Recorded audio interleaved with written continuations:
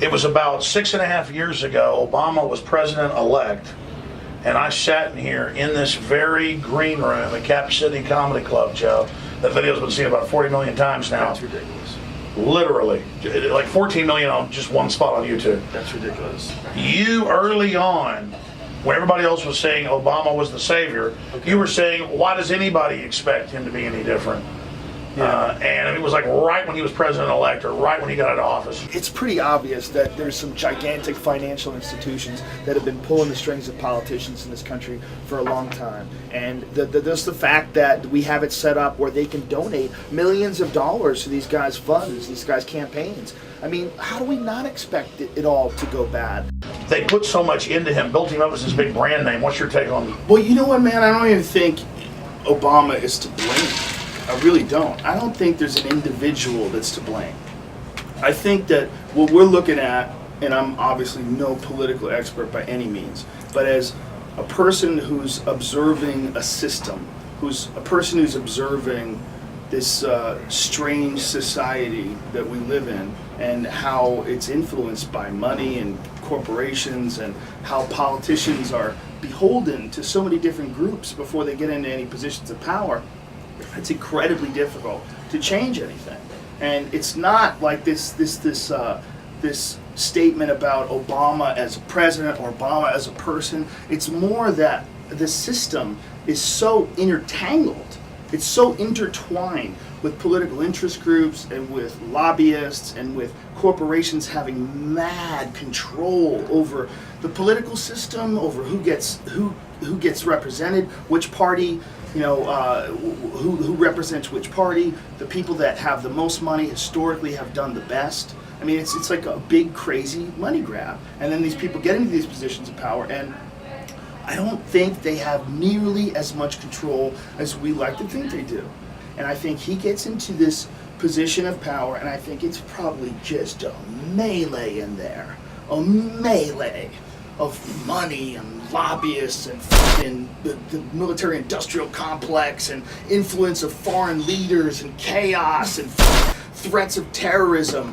Jesus Christ. I mean, could you imagine that guy's job? It's an impossible job. It's an impossible job for any person, for any one person to try to turn this crazy ship around. So I didn't have any faith in his ability to do it, but I bet nobody can do that job. I think that job is almost impossible. It's almost impossible to be some person who's going to make everybody happy and who's also going to make all the people that got you into power happy, and then make the culture happy. Well, that's a true story. What's in the movie Nixon with Oliver Stone that he produced, where Nixon goes out to the memorial at night, and then all the anti-war folks come up to him, and all the anti-Nixon people. He goes, "Look, it's a big beast, a big machine. I can't stop it." Yeah. I think that's I mean, I think the beast that Nixon faced was probably still way too big for anybody to handle. But I think that the beast Obama faces is far bigger. It's far crazier. It's the whole thing. It's just, and there's the stakes are higher because the wars we're in are so preposterous after Vietnam. There's this sort of despair that happens when people realize, like, we didn't learn anything. Like, we didn't learn anything. We're still involved in quagmires in other countries that cost massive amounts of lives. Both Americans and other people, we get caught in these things, and they're incredibly disappointing for people. When we look at our culture, I think America likes to be a proud country. We like to look at ourselves as really like a special type of people. We're the children of immigrants. The crazy people that came here when everybody else was banking on Europe. We were like, let's get on a boat. And hundreds of years ago, those were our ancestors, and this is where we are today. But if you look at our actions, it's depressing for people to look at the actions of their country and not totally be able to defend some that we've done militarily. You know, when people look at that and they go, I don't, you know, there's a lot of people that I know that are patriots, a lot of people that I know that are veterans, that love America, that believe in the military, and they're very upset with the way the direction of these wars has gone. Very upset with the image that it's given America worldwide. You know, there's the famous point that many people had right after September 11th was, this was an incredible time where there was so much sympathy of these other nations. They were so on the side of America, that America had been attacked. This is horrible, the whole world was watching. And within a period of a few years, our actions were so f***ed up that we lost all that sympathy. There was this moment where America had this position of love, you know, where the whole world was like, hey, we're sorry that happened to you. And by the actions, the mistakes, the push, the pull, whatever it was that led us from September 11, 2001 to where we are in 2014, whatever it is that led us to that, it bums a lot of people out, you know? Where does your gut tell you the country's going? Because so many people, the metrics show towards some type of collapse, not just here, but worldwide. I know you personally have been moving towards getting off the grid some. Well, I think getting off the grid's a good idea just because the grid is goofy. You know, if you could figure out a way to make your own electricity and get your own water out of the ground, like why would you not do that? As long as you're testing your water and you know that your water is good, it just seems awesome. It just seems like a cool thing to be able to get your electricity from the sun. But I don't think necessarily civilization's going to collapse. I think people far smarter than me have engineered this thing. I just think that we're just in a weird period of life. But we're also in a weird period of information. It's a weird period of like the news, you know, like this Edward Snowden stuff, Glenn Greenwald, and the ability to distribute a big crazy story like that. It's completely shifted. It's not only like the New York Times, it's not only like a corporation, it's small individuals have this weird ability to do stuff like that now, like world-changing stuff. And it's almost like a pre-singularities, like smaller waves building up to bigger waves. Yeah. I mean, that's how I knew about the NSA and the hubs in the major buildings. And remember, like in 1999, I'd be telling you about that stuff and how they were listening to everything. Dude, you thought they were spying on everything way before anybody did. But I'm not tooting my horn. I wasn't psychic. Yeah, but it's not just that. It was in the documents. There's also who had the documents? You have the documents. One thing that I always tell everybody, like the first video that I ever saw that made me go, "What? They do that? That's real?" was your 911 Road to Tyranny documentary, where you detailed what happened in the World Trade Organization. Oh yeah. The WTO protests, we detailed how they used these guys to come in, these agent provocateurs. It was a peaceful protest. In order to make it non-peaceful, they have these guys come in with government-issue boots, ski masks, f*** everything up, smash things, and then they turn it into a war zone. So then the cops get to move in, arrest everybody. They made the whole thing a no protest zone. These guys, they'll get holed up in some house somewhere, right? And then the government paid for their house. And then they negotiated them free. They got free. So these guys, they like smashed all these windows. And they had the Delta Force running it. That even came out. I mean, people in Seattle knew about that.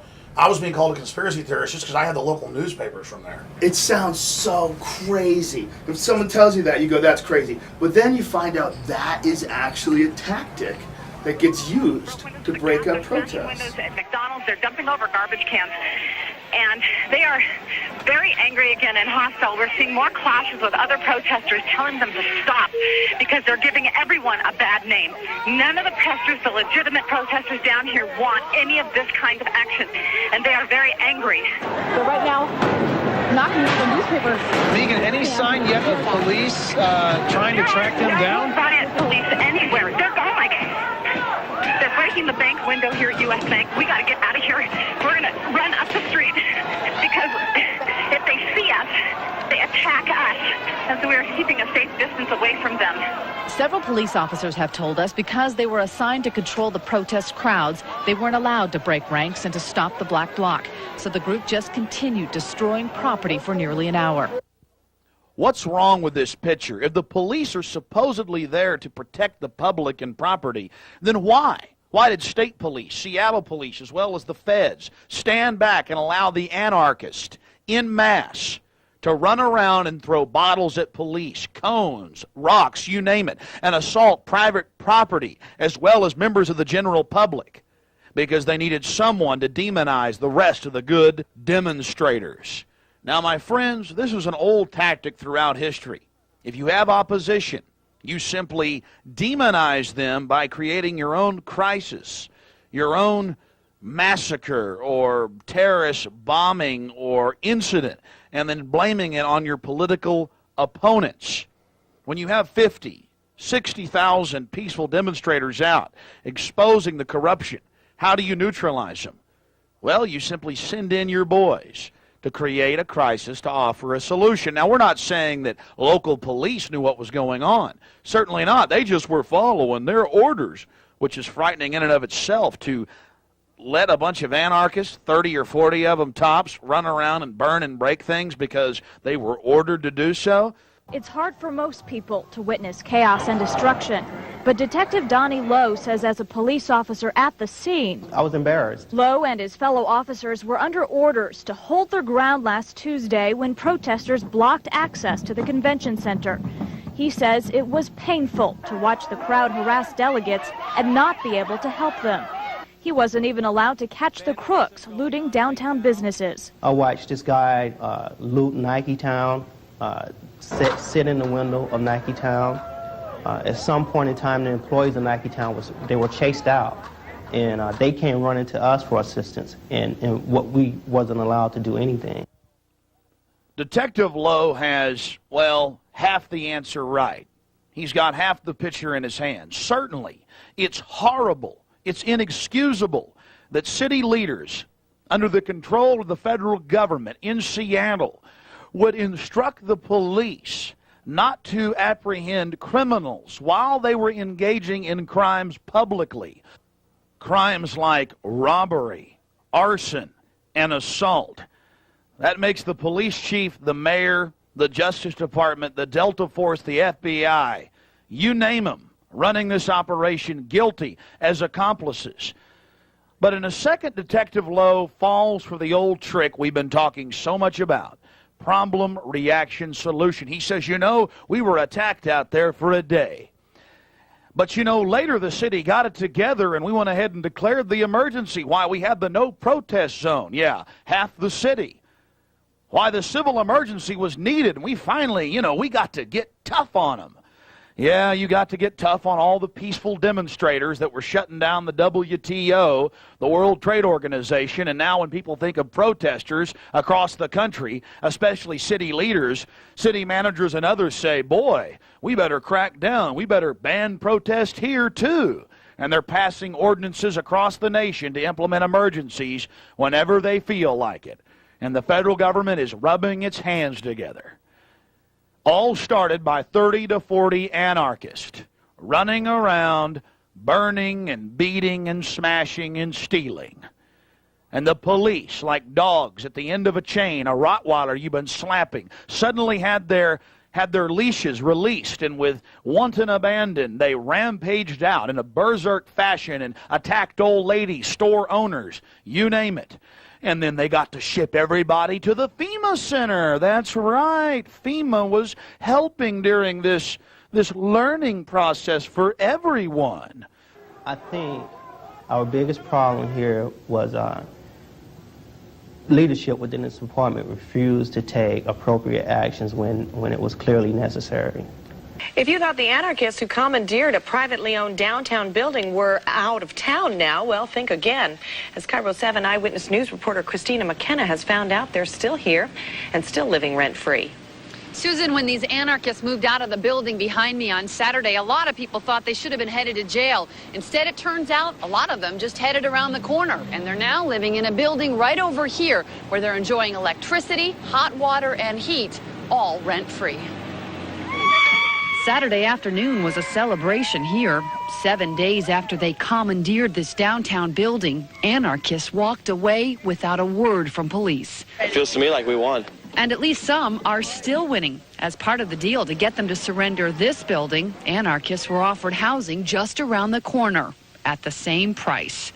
The building is owned by the Low Income Housing Institute, a private nonprofit that is in large part funded by the city and is now working with the city to house the anarchists. First of all, with criminal trespassing, that was me or you or the average person out in the street, we'd be in jail. John Satoli can't believe the anarchists aren't in jail now. As a lawful tenant in the building the anarchists had seized, he was locked out of his packaging and shipping business for a week during his busiest season. Satoli can't believe he's now contemplating bankruptcy, and the people who put them there have paid no consequence at all. They walked away. They walked away, and the city of Seattle, low-income housing, moved them across the street on me and yours taxpayers' dollars. So why didn't the police department arrest the anarchists when they moved out of that building? Well, that's a question a lot of people are asking, especially since the West Precinct is just down the block.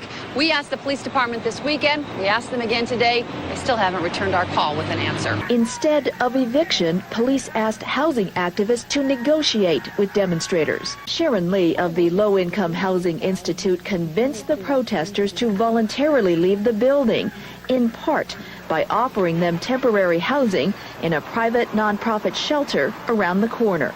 The riotous behavior I saw was by the Seattle Police Department, the Washington State Patrol, and the Federal Bureau of Investigations. From the city's standpoint, we had security, and at least 20 agencies were involved. We had the lead, but clearly the Secret Service, the FBI, all of the state and local agencies dealing with security, the Port of Seattle, ATF. And a lot of work from traveling to Geneva to looking at the NATO conference in Washington, D.C., trying to do the best they could to understand what both the threat was and then how to plan to do it. From the start to the finish and even after, the anarchists were housed. They were protected. They were not to be arrested by Seattle police. It's a staged, managed operation.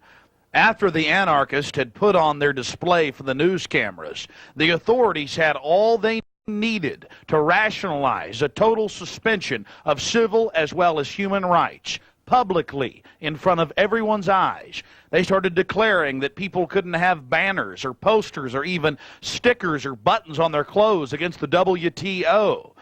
Anyone who got in their way was arrested and shipped to a FEMA center, the Federal Emergency Management Agency. In direct violation of Posse Comitatus, had Delta Force on the ground from day one of the demonstrations and protest, continually integrating the local state, county, and city police under federal command. This should be a giant red flag for any American concerned about their God-given rights and their freedom in this country. That WTO stuff is one of the most telling things I've ever seen. I was like, wow, that's really what they do. They really do that. And then but it makes sense. Like, engineering like that has been done throughout military history, right? I mean, haven't they always done things like that? I mean, there's... I wasn't here, but now I am. I've teleported over. I made him sit next to me. I get lonely. Look at this guy over here. So, let's talk about your comedy career. It just keeps getting bigger and bigger. I mean, you've got to be now one of the most famous people in comedy, not just in the current times, but overall. You're in the pantheon now of the greats. Well, that's ridiculous. No. There's a lot of great comics. People don't get excited about The Office about many people, buddy, and all over folks talk about you. Well, that's so nice of them. I know you don't want to hear about yourself all day, but it's fun to hear that your comedy's really look. You're growing exponentially. Well, I think I'm definitely working at it. I'm doing a lot of stand-up, and I love it. It's so much fun. I think that's the key to the whole thing for me. It's just, I really enjoy it. Second show, Austin. I present to you one of my funniest pals, the host of the Joe Rogan Experience. See how loud you can get when I say the name Joe Rogan, everybody.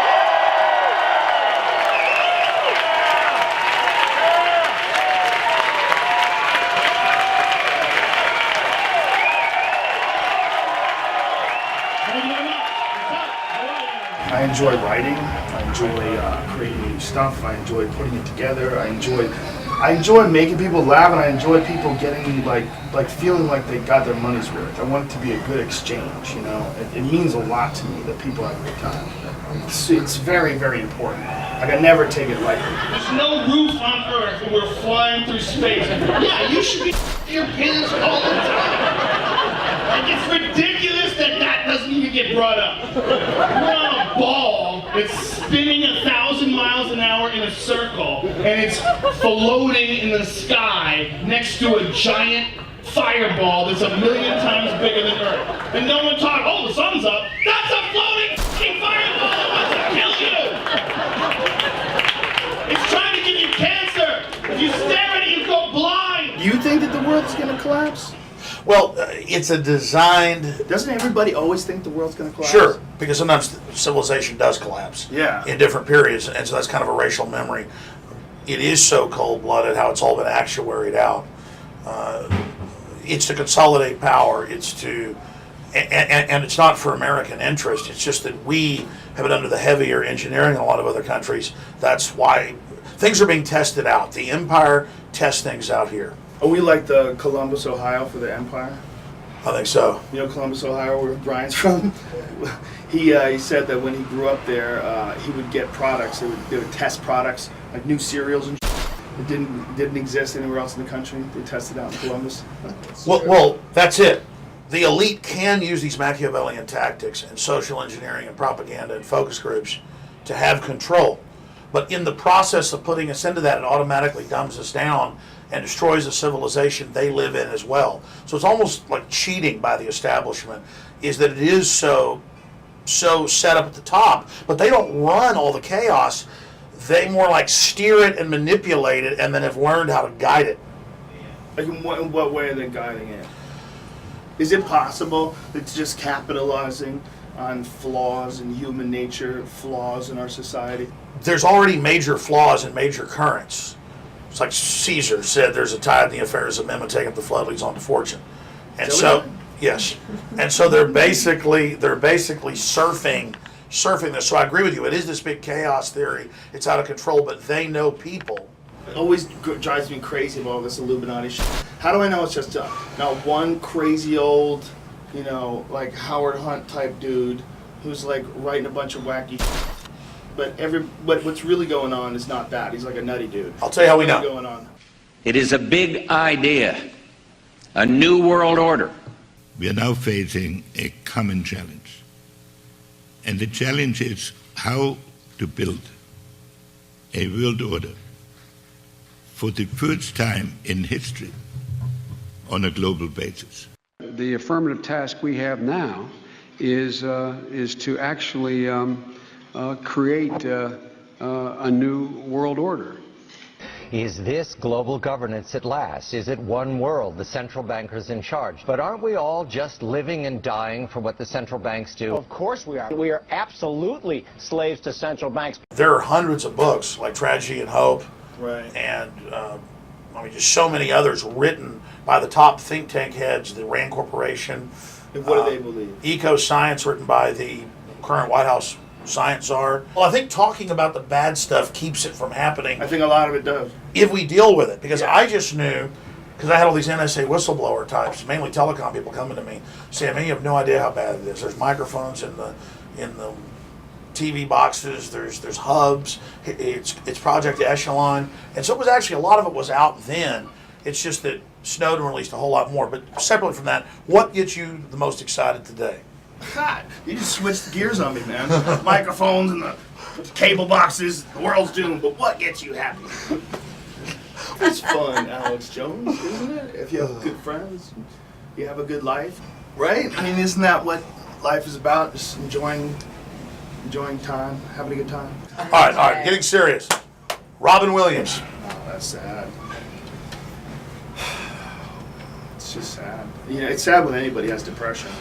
And when a guy who's so beloved doesn't feel it and kills himself, it seems almost impossibly tragic. I met him. I met Robin Williams at the Hollywood Improv, and I didn't know it was him until I was in the middle of talking to him. I did a show, and there was a line of people after the show that were taking pictures, and I was taking pictures of all these people, and this guy comes up and he starts telling me, he's just being really complimentary, telling me he loved this one bit that I did about dolphins, and then I'm looking at him and I'm realizing, holy shit, this is Robin Williams. Like, I thought I was just talking to some guy. In the middle of talking to him, like, this is what he was. There was no pretense, there was nothing weird about him. He's a giant movie star. He waited in line with all the other people. And he had a hat on and glasses, and I didn't know it was him. I literally didn't know it was him until he was like 2 minutes into our conversation. That you are here. That life exists and identity. that the powerful play goes on and you may contribute a verse. I'm filming a comedy special next week at the Denver Comedy Works. It's this club outside of, in Denver rather, downtown. It's like this amazing small comedy club. It's like 200 seats, really low ceiling. It's like real old school comedy club. Like one of the best clubs in the country. So I'm super excited about it. I only got one or two questions more because you got to go out there and talk, and I appreciate you spending time with the show. Hey, I agree and I disagree with you on your chemtrail show on conspiracies. That was a good show. Are you still doing that show? No, I don't think so. Well, we're still talking, but if we do it, it's going to be in a different way. Because there was a problem with that show, and one of the problems is that most of the subjects were kind of like, you're talking to people about UFOs, you're talking to people about the Bigfoot, you're hoping that you're going to get some real information. Oh, yeah. The reality is when you start digging into how a lot of these folks think, they have this exorbitant need to believe that those things are true. Whether it's UFOs, whether it's Bigfoot, and there's not a lot of critical thinking. It's when you No, I agree, but the media only lets you have shows where you cover Bigfoot and chupacabras. They offered me some shows like that. I was on Ventura's show for a while, and then it went to that the third season, so they basically canceled it. So I think that's more of a corporate thing. But listen, I agree with you. A lot of the so-called conspiracy culture is BS stuff on purpose. And most of the chemtrail stuff is bull. It's ice crystals. But there are real government programs to geoengineer and manipulate the weather. I think you're probably right. I don't doubt that. That's not what I doubted at all. No, I know. It's just what particular people are saying. There's just a real issue when people are looking at Southwest flights. They're going back and forth over Burbank Airport or any airport, and they look at them and they think something is going on. They think that they're getting sprayed. They think that the government is spraying them. But the reality... They think the NSA is watching them. What they need to understand is the reality is, no, it's not like a spray that's in the air. But what's going on is it's jet fuel that's burning in the air. And to the tone of millions of flights. I mean, the tune of so it is a big, of flights. And the Earth is 20% darker now because of it. Yeah, and well, that was one of the things about 9/11. No, I love the show. I mean, I actually agree with you that there's all these schizophrenics who literally think everything's going on, but then meanwhile the government's so out of control that then it's, a lot of times some of it's going on. So, I mean, it must totally, imagine being a schizophrenic now when there's just so much crazy real stuff, and it must just feed the fire. But I'm sorry, you're talking about 9/11. Well, I was saying after 9/11 when they stopped flights, there was this like the change in the Earth's temperature because of all the flights. Oh yeah, I remember. Yeah. It was madness. The United States temperature changed like in a measurable way because there was no flights. Because of the artificial clouds that are created, they do alter the temperature. But what people should be really concerned with is the instances of disease, of lung disease that people have that live near airports. Oh, it's incredible. Dude, it's not good at all. Like living near an airport is terrible for you. Like that's the real chemtrail. The real chemtrail is the fuel. Yeah, it's not that they're spraying in the sky. A lot of them don't like to land heavy. The big secret is they start dumping fuels. You know that. Yeah. I mean, it is crazy. Well, it's also, I mean, there have been all sorts of theories about geoengineering, of how to accomplish it. There's been all sorts of discussion about what to do if the hole in the ozone layer gets bigger. Many scientists have come up with what they think are theories or partial solutions or ideas for future concepts that could be a solution someday when technology reaches that certain point. Space mirrors. Everything. To think that they haven't would be silly. Like, why wouldn't they think about those things? Why wouldn't they study those things? It's just how much of it are we actually seeing? When you're seeing all these things that people think are artificial clouds, if you think that that's the government spraying, the problem is you f***ed up the real conspiracies. When you have something that is simple and disprovable, like just the fact that jets cause condensation. Condensation in the air, rather, goes through these jets and it creates artificial clouds. Sure. Like it's been proven that. Be honest. What did you think? Like when I first met you, like in 1998, here at Cap City Comedy Club, some mutual friends brought me down here and we hung out, and had dinner and stuff, and had fun. What did you think when I was saying a lot of wild stuff then versus now? The police state, you were way ahead of your time. I don't know what you said. I'm way ahead of my time. I mean, you were so far ahead of your time. This is what, look. Are you a paranoid guy? Yes, you're a little paranoid, but you're right a lot, and you were right about them using military tactics for the police in the 90s. You were talking about how one day it's going to be like Tiananmen Square, and they're going to roll tanks out. And I remember thinking, how crazy is he? He thinks they're going to roll tanks, they're going to have military people on the streets in American soil. Like, that would never happen. But that's happened. But I was reading RAND Corporation, National Military Stabilization Force quotes. That's what I'm telling people, is that a lot of it isn't just theoretical. They're planning a global authoritarian system. It's not even Americans. It's not the military. It's not the cops. It's these global central planners. But it's like, it seems to be there's more police violence lately. You know, there was something on one of the websites that had the 4 unarmed men who were killed by police this month. And it like had this profile, these guys that were killed by cops. And what about the UC Davis thing, just spraying people in handcuffs? Sick. Remember, you spoke out against that. So, well, they weren't even handcuffs, right? Weren't they protesting? Didn't they just block? Yeah, they sat down on the ground. Yeah. Some had already been handcuffed because they wouldn't get up. The whole thing is so fun. So it was torture to get up. There's a real problem when you control people in ways, you know, like if you have a giant system, like the kind of system that we have now, and you control people in ways where everybody can watch, you put on these displays of power, but everybody sees that, and it riles everybody else up. It's like, you know, when people see a riot, it makes other riots more likely to happen. It makes the possibility of other riots, and like that's one of the things that I think that the military is totally terrified about, and so, or the police, the militarized. So why are they pushing tactics that actually incite it? Because they're trying to scare everybody into backing down. That's the only way they know how. It's like that old expression, if you only have a hammer, everything looks like a nail. It's like they're trying to get people to back down, and people want blood. You know, this kid got shot. The whole thing is like one of those things where I may have to go there. Very difficult to see how they're going to calm everybody down, and how they're going to bring peace, and how they're going to, you know, come to some sort of a resolution. We can be cool with each other. Those are scary moments for a city. A riot, a big riot. And especially with like a real good reason behind it. A guy got killed by a cop, he was unarmed. Those are terrible, terrible moments, you know?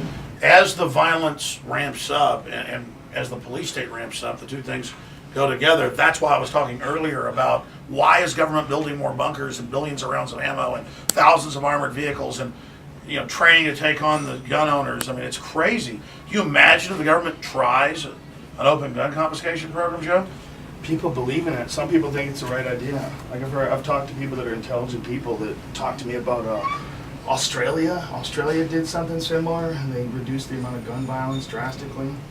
But overall muggings and stuff went up. Did they? Yeah, it's just like England. You ban the guns, yeah, that stuff goes down, but overall crime goes up. Well, in closing, what is your favorite comedy bit of all time by someone else, and then what is your all favorite of yours? I don't have a favorite of my own, but my favorite of all time, it would have to be Sam Kinison.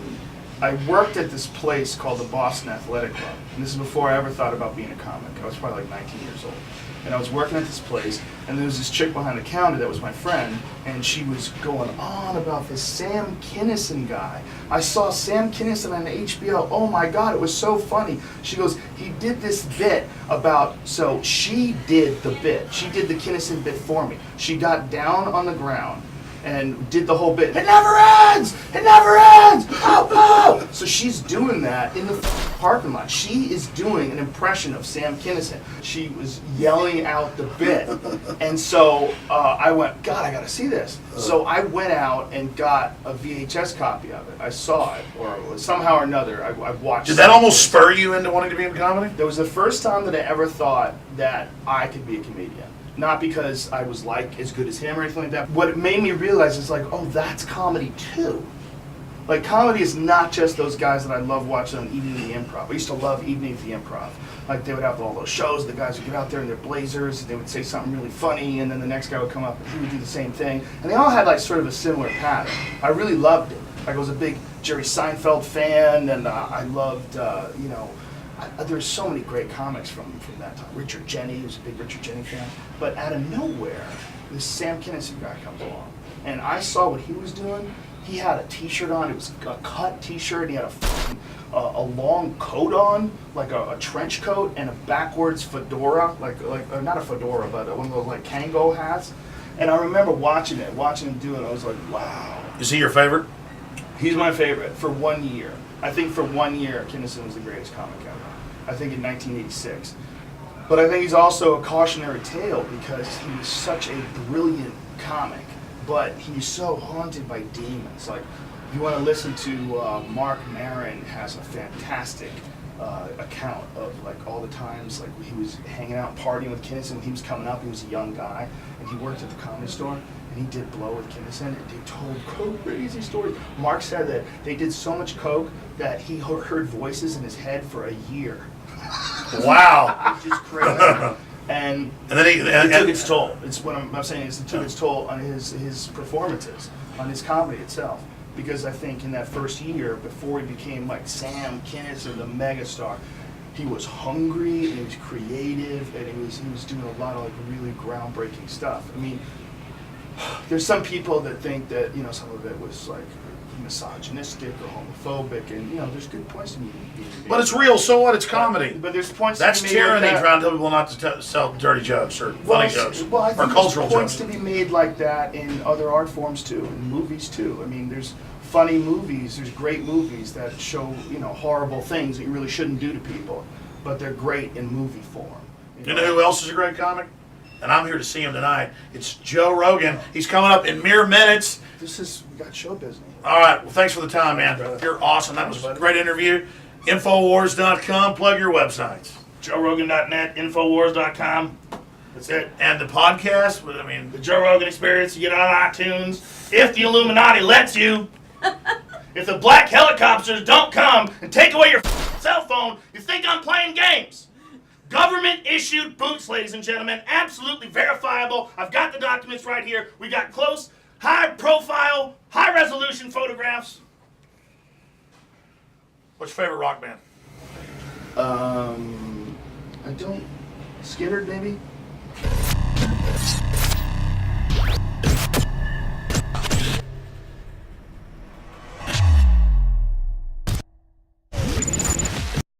General, what do you think about the FBI saying that there was a terror alert on Monday about a potential Fort Hood situation? The police are shoving people, shoving Alex, shoving the crowd. Here we go, folks. I'm being assaulted. Whether it's the radio show, the news websites, documentary films, or the nightly news, InfoWars is the tip of the spear. Is this another false flag stage attack to take our civil liberties and put more homeland security while sticking their hands down on the pants on the streets? It's up to us to set brush fires in the minds of men and women everywhere. And that's what PrisonPlanet.tv is designed to do. You watch, the Assad regime is going to be blamed or accused of using chemical weapons against the so-called rebels. What we see now is a war against reality. It's a war against the truth. It's more vital than ever that supporters of freedom become members of PrisonPlanet.tv and share their membership with up to 11 friends and family. Visit InfoWarsNews.com today. Become a member, share your membership, and help take the InfoWar to the next level.